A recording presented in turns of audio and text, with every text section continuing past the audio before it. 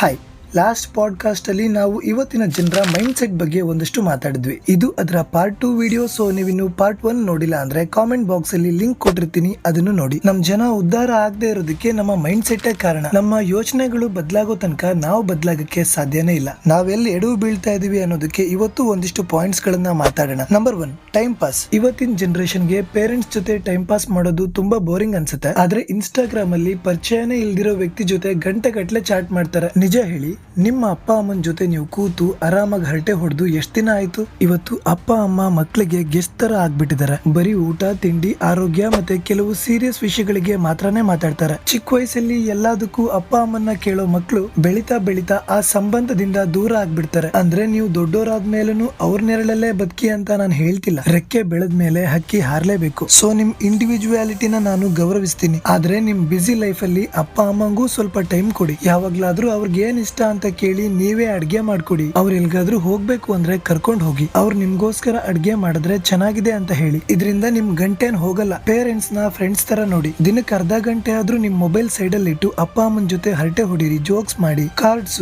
Ludo ತರ ಏನಾದ್ರೂ ಆಟ ಆಡಿ. ಒಟ್ನಲ್ಲಿ ಕ್ವಾಲಿಟಿ ಟೈಮ್ ಸ್ಪೆಂಡ್ ಮಾಡಿ. ಯಾಕಂದ್ರೆ ಮುಂದೊಂದ್ ದಿನ ಅವ್ರ ಜೊತೆ ಸಮಯ ಕಳೆಯೋಣ ಅಂದ್ರೆ ಅವ್ರು ನಿಮ್ ಜೊತೆಗಿರಲ್ಲ. ಊರಿಗೆ ಉಪಕಾರ ಗೊತ್ತಾಗಲ್ಲ, ಹೆಣಕ್ ಸಿಂಗಾರ ಗೊತ್ತಾಗಲ್ಲ ಅಂತ ಒಂದು ಮಾತಿದೆ. ಹಂಗೇನೆ ಮನುಷ್ಯ ಬದುಕಿದ್ದಾಗ್ಲೇನೆ ಅವ್ರ ಜೊತೆ ನೆನ್ಪಲ್ ಉಳಿಯೋ ತರ ಒಂದಷ್ಟು ಒಳ್ಳೆ ಸಮಯನ ಕಳಿಬೇಕು. ಸತ್ಮೇಲೆ ಅವ್ರ ಹೆಸರಲ್ಲಿ ವಾಟ್ಸ್ಆಪ್ ಸ್ಟೇಟಸ್ ಹಾಕಿದ್ರೆ ಅಥವಾ ಊರಿಗೆ ಊಟ ಹಾಕ್ಸಿದ್ರೆ ಏನು ಯೂಸ್ ಇಲ್ಲ. Number 2, status. ಇವತ್ತಿನ ಜನರೇಷನ್ ನಾವು ಹೆಂಗ್ ಬಿಹೇವ್ ಮಾಡ್ಬೇಕು ಅನ್ನೋದಕ್ಕಿಂತ ಹೆಂಗ್ ಕಾಣಿಸ್ಕೋಬೇಕು ಅನ್ನೋದಕ್ಕೆ ಜಾಸ್ತಿ ಫೋಕಸ್ ಮಾಡ್ತಾರೆ. ಯಾಕಂದ್ರೆ ಜಗತ್ತು ಇವತ್ ನೀವು ಹಾಕಿರೋ ಬಟ್ಟೆ, ನಿಮ್ಮ ಲುಕ್ಸ್ ಮತ್ತೆ ನಿಮ್ಮ ಫ್ಯಾಷನ್ ಸೆನ್ಸ್ ಇಂದ ನಿಮ್ಗೆ ಗೌರವ ಕೊಡುತ್ತೆ. ನೀವ್ ಎಷ್ಟು ಒಳ್ಳೆಯವರು, ಎಷ್ಟು ಪ್ರಾಮಾಣಿಕರು ಅನ್ನೋದು ಯಾರಿಗೂ ಬೇಕಾಗಿಲ್ಲ. ಇವತ್ ಜನ ಮೇಕಪ್ ಮಾಡ್ಕೋತಾರೆ, ಆದ್ರೆ ಮ್ಯಾನರ್ಸ್ ಇರಲ್ಲ. ಔಟ್ಫಿಟ್ ಟಾಪ್ ಆಗಿರುತ್ತೆ, ಆದ್ರೆ ಆಟಿಟ್ಯೂಡ್ ಫ್ಲಾಪ್ ಆಗಿರುತ್ತೆ. ಸೋಷಿಯಲ್ ಮೀಡಿಯಾದಲ್ಲಿ ನಿಮ್ಮ ಲುಕ್ಸ್ ವೈರಲ್ ಆದಷ್ಟು ನಿಮ್ಮ ಒಳ್ಳೆತನ ವೈರಲ್ ಆಗಲ್ಲ. ದಯವಿಟ್ಟು ಯಾರನ್ನು ಲುಕ್ಸ್ ಇಂದ ಅಳಿಬೇಡಿ. ಯಾರಾದ್ರೂ ಒಳ್ಳೆ ಬಟ್ಟೆ ಹಾಕೊಂಡು ಚೆನ್ನಾಗಿ ಕಾಣಿಸ್ತಿದ್ದಾರೆ ಅಂದ್ ಮಾತ್ರಕ್ಕೆ ಅವರು ಒಳ್ಳೆಯವರು ಅಂತ ಅರ್ಥ ಅಲ್ಲ. ಹಂಗೇನೆ ಮಾಸಿರೋ ಬಟ್ಟೆ ಹಾಕಿರೋರು ಅಥವಾ ಫ್ಯಾಷನ್ ಸೆನ್ಸ್ ಇಲ್ದಿರೋರೆಲ್ಲ ಅಯೋಗ್ಯರು ಅಲ್ಲ. ಎದುರುಗಡೆ ಇರೋ ವ್ಯಕ್ತಿಗೆ ನೀವ್ ಹೆಂಗ್ ಬೆಲೆ ಕೊಡ್ತೀರಾ ಅನ್ನೋದ್ರಿಂದ ನಿಮ್ ಬೆಲೆ ಜಾಸ್ತಿ ಆಗುತ್ತೆ ಹೊರತು ನೀವು ಹಾಕಿರೋ ಬಟ್ಟೆಯಿಂದ ಅಲ್ಲ. ನಂಬರ್ 3,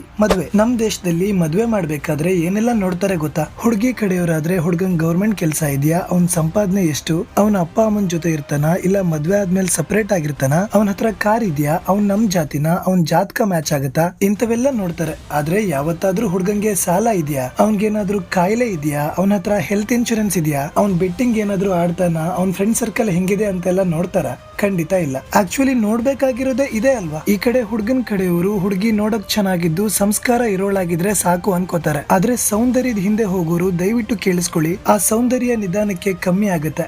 ಆ ಚರ್ಮ ಸುಕ್ಕಾಗುತ್ತೆ, ಕಣ್ಣು ಮಂಜಾಗುತ್ತೆ, ಹಲ್ಲು ಉದ್ರು ಹೋಗುತ್ತೆ, ಕೂದ್ಲು ಬಿಳಿ ಆಗುತ್ತೆ. ಕ್ಯಾರೆಕ್ಟರ್ ಮಾತ್ರನೇ ಕೊನೆ ತನಕ ಇರೋದು. ಇವತ್ತು ತುಂಬಾ ಜನ ಹುಡುಗಿರ್ಗೆ ಹುಡುಗರಿಗಿರೋ ಎಲ್ಲಾ ದುಶ್ಚಟಗಳು, ಎಲ್ಲಾ ಶೋಕಿಗಳು ಇರುತ್ತೆ. ಸೊ ನೀವೂನು ಅವಳಿಗೆ ಸಾಲ ಇದೆಯಾ, ಕುಡಿತಾಳ, ಸ್ಮೋಕ್ ಮಾಡ್ತಾಳ, ಮೆಡಿಕಲ್ ರಿಪೋರ್ಟ್ಸ್ ಕೊಡ್ತಾಳ ಅಂತೆಲ್ಲ ಕೇಳ್ಬೇಕು. ಇದ್ರಲ್ಲಿ ಮುಜುಗರ ಪಟ್ರೆ ನೀವೇ ನಿಮ್ ಜೀವನನ ಕೈಯಾರೆ ಹಾಳು ಮಾಡ್ಕೊಂಡಂಗ ಆಗುತ್ತೆ. ಅಪ್ಪಿ ತಪ್ಪಿ ಹುಡುಗ ಹುಡುಗಿ ಇಬ್ರಲ್ಲಿ ಯಾರಿಗಾದ್ರೂ ಒಬ್ರಿಗೆ HIV ಇದೆ ಅಂತ ಅನ್ಕೊಳ್ಳಿ, ಅವಾಗ ಏನ್ ಕತೆ? ಸೊ ನೀವು ಜಾತಕ ನೋಡಿಲ್ಲ ಅಂದ್ರೂ ಪರವಾಗಿಲ್ಲ, ಆದ್ರೆ ಮೆಡಿಕಲ್ ರಿಪೋರ್ಟ್ಸ್ ನ ಚೆಕ್ ಮಾಡ್ಲೇಬೇಕು. ಇನ್ನು ಸಂಸ್ಕಾರದ ಬಗ್ಗೆ ಮಾತಾಡೋದಾದ್ರೆ, ನಿಮ್ಮನೆ ಹೆಣ್ಮಗುಗೆ ನೀವು ಎಷ್ಟು ಸಂಸ್ಕಾರ ಕಲ್ಸಿದಿರೋ ಅಷ್ಟು ಮಾತ್ರನೇ ಬರೋ ಹೆಣ್ಮಗುಯಿಂದಾನು ಎಕ್ಸ್ಪೆಕ್ಟ್ ಮಾಡಿ. ಅದಕ್ಕಿಂತ ಜಾಸ್ತಿ ಖಂಡಿತ ಸಿಗಲ್ಲ. Number 4, knowledge. ಇವತ್ತಿನ ಜನರೇಷನ್ ಹತ್ರ ನೀವೇನಾದ್ರೂ ಒಂದು ಪುಸ್ತಕದ ಬಗ್ಗೆ ಮಾತಾಡಿದ್ರೆ ಅಥವಾ ಸೈನ್ಸ್ ಬಗ್ಗೆ ಅಥವಾ ಒಂದು ಬಿಸ್ನೆಸ್ ಐಡಿಯಾ ಬಗ್ಗೆ ಮಾತಾಡಿದ್ರೆ ಅದವ್ರಿಗೆ ಬೋರಿಂಗ್ ಅನ್ಸುತ್ತೆ. ಯಾರು ಅದನ್ನ ಕೇಳಿಸ್ಕೊಳ್ಳೋಕೆ ಇಷ್ಟ ಪಡಲ್ಲ. ಅದೇ ನೀವ್ ಯಾರ್ದಾದ್ರೂ ಬ್ರೇಕಪ್ ಬಗ್ಗೆ ಮಾತಾಡಿದ್ರೆ ಎಲ್ರ ಕಿವಿನೂ ನೆಟ್ಗಾಗುತ್ತೆ. ನಮ್ ಜನರಿಗೆ ನಾಲೆಡ್ಜ್ ಬೇಕಾಗಿಲ್ಲ, ಗಾಸಿಪ್ ಬೇಕು. ನಮ್ಗೆಲ್ಲ ಕಂಡೋರ್ ಮನೆ ವಿಷಯ ಅಂದ್ರೆ ತುಂಬಾ ಇಷ್ಟ. ಅದಕ್ಕೇನೆ ಫೇಸ್ಬುಕ್, ಇನ್ಸ್ಟಾಗ್ರಾಮ್ ಎಲ್ಲ ಅಷ್ಟೊಂದು ಫೇಮಸ್ ಆಗಿದ್ದು. ಯಾರಾದ್ರೂ ಪುಸ್ತಕ ಓದೋರ್ನ ನೋಡಿದ್ರೆ ನಮ್ ಜನ ಔಟ್ಡೇಟೆಡ್ ಅಂತ ಗೇಲಿ ಮಾಡ್ತಾರೆ. ಅದೇ ಗಂಟೆಗಟ್ಲೆ ರೀಲ್ ಸ್ಕ್ರೋಲ್ ಮಾಡೋರ್ನ ಸ್ಮಾರ್ಟ್ ಅನ್ಕೋತಾರೆ. Number 5, accountability. ಇವತ್ತಿನ ಜನರೇಷನ್ ಅಲ್ಲಿ ಬಹಳ ಜನಕ್ಕೆ ಅಕೌಂಟೆಬಿಲಿಟಿ ಇಲ್ಲ. ಯಾರ ಹತ್ರ ಆದ್ರೂ ಕಷ್ಟಕ್ಕೆ ಅಂತ ಸಾಲ ಇಸ್ಕೊಂಡಿರ್ತಾರೆ, ಆದ್ರೆ ಅದನ್ನ ವಾಪಸ್ ಕೊಡೋದ್ ಬಿಡಿ. ನಾನು ಅಮೌಂಟ್ ಕೊಡೋದಿದೆ, ಸ್ವಲ್ಪ ಲೇಟ್ ಆಗಿ ಕೊಡ್ತೀನಿ ಅಂತಾನು ಅವ್ರ ಬಾಯಿಂದ ಬರಲ್ಲ. ನಮ್ ದೇಶದಲ್ಲಿ ನೀವ್ ಯಾರಿಗಾದ್ರೂ ಸಾಲ ಕೊಟ್ರೆ ಅದನ್ನ ವಾಪಸ್ ತಗೊಳ್ಳೋದಕ್ಕೆ ಅವ್ರಿಗೆ ನೀವು 100 ಕಾರಣನ ಕೊಡ್ಬೇಕಾಗತ್ತೆ. ಕಷ್ಟ ಕಾಲದಲ್ಲಿ ಹೆಲ್ಪ್ ಮಾಡಿದರೆ ನಾವು ಅವ್ರಿಗೆ ವಾಪಸ್ ಕೊಡ್ಬೇಕು ಅನ್ನೋ ಕೃತಜ್ಞತಾ ಭಾವ ಕೂಡ ಇರಲ್ಲ ಜನರಿಗೆ. ಸೊ ನಾನ್ ನಿಮಗ್ ಕೊಡೋ ಬೆಸ್ಟ್ ಫಿನಾನ್ಷಿಯಲ್ ಅಡ್ವೈಸ್ ಅಂದ್ರೆ ಲೈಫಲ್ಲಿ ಯಾರಿಗೂ ಯಾವತ್ತೂ ಸಾಲ ಕೊಡ್ಬೇಡಿ. ನೀವು ದುಡ್ಡಿಲ್ಲ ಅಂದ್ರೆ ಆ ಒಂದಿನ ಮಾತ್ರ ಅವ್ರಿಗೆ ಬೇಜಾರಾಗುತ್ತೆ, ಬಟ್ ಮತ್ತೆ ಅವರು ಸರಿ ಹೋಗ್ತಾರೆ. ಆದ್ರೆ ನೀವು ದುಡ್ಡು ಕೊಟ್ರೆ ಆ ಒಂದಿನ ಮಾತ್ರ ನಿಮ್ ಜೊತೆಗೆ ಚೆನ್ನಾಗಿರ್ತಾರೆ, ಆಮೇಲೆ ನಿಮ್ ಸಂಬಂಧ ಪೂರ್ತಿಯಾಗಿ ಹಾಳಾಗುತ್ತೆ. ಸೊ ಕೊಟ್ಟು ಕೆಟ್ಟವರಾಗೋದಕ್ಕಿಂತ ಕೊಡದೆ ಕೆಟ್ಟವರಾಗಿ. ಅಂಡ್ ನೀವ್ ಯಾರ ಹತ್ರ ಆದ್ರೂ ದುಡ್ಡಿಸ್ಕೊಂಡಿದ್ರೆ ದಯವಿಟ್ಟು ಹೇಳಿರೋ ಟೈಮ್ಗೆ ವಾಪಸ್ ಕೊಡಿ. Number 6, toxic relationship. ಇವತ್ತಿನ ಜನರೇಷನ್ ಅಲ್ಲಿ ರಿಲೇಶನ್ಶಿಪ್ ತನ್ನ ಅರ್ಥನೇ ಕಳ್ಕೊಂಡ್ಬಿಟ್ಟಿದೆ. ಮುಖ್ಯವಾಗಿ ವಯಸ್ಸಿಗೆ ಬಂದಿರೋ ಹುಡುಗ ಹುಡುಗಿರು ತಮ್ಮ ಸಂಬಂಧಗಳಿಗೆ ಏನೆಲ್ಲ ಹೆಸರಿಟ್ಕೊಂಡಿದ್ದಾರೆ ಗೊತ್ತಾ? ಒಂದ್ ಹುಡುಗ ಹುಡುಗಿ ಮಧ್ಯೆ ರೊಮ್ಯಾಂಟಿಕ್ ಕನೆಕ್ಷನ್ ಇರುತ್ತೆ, ಆದ್ರೆ ಮದ್ವೆ ಆಗ್ಲೇಬೇಕು ಅನ್ನೋ ಕಮಿಟ್ಮೆಂಟ್ ಇರಲ್ಲ. ಈ ಸಂಬಂಧ